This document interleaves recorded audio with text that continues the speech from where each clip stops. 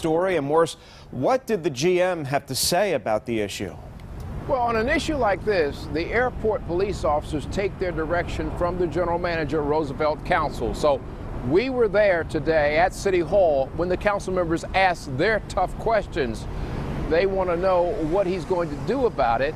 And in a situation like this, he frankly said he can't stop them from coming.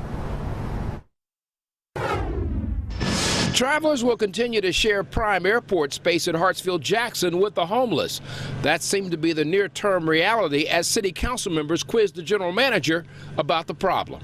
It is an ongoing concern that we have, and it's almost impossible for us to stop it. Fox 5 put a spotlight on the problem earlier this week that is noticeable mostly at night when the homeless gather.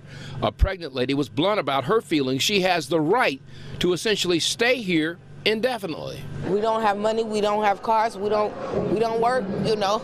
Well, how do you eat? Well, you know, I done had a couple people come up and bless me. Monday evening when these pictures were taken, Hartsfield wasn't that busy, but on peak travel days, paying passengers may not be able to get a seat. I believe what was mentioned was soiling of the chairs and things like that. You know, I'm not saying that has not happened. Lane Hagan is the airport commander. You had somebody recently come in, and instead of going to the bathroom, they relieved themselves into a trash can. I mean, in public.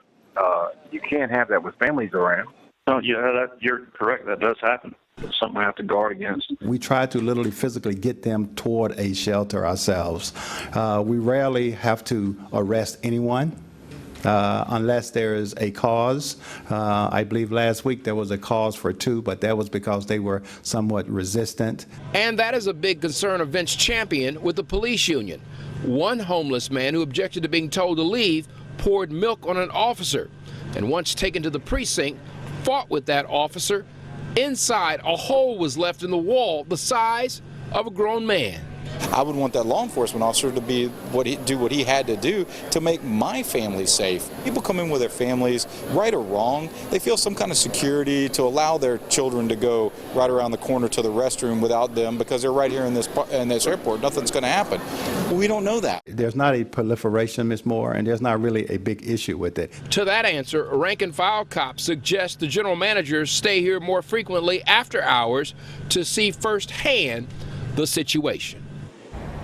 Now, as far as soiling those leather chairs in the atrium, well, council says it rarely happens.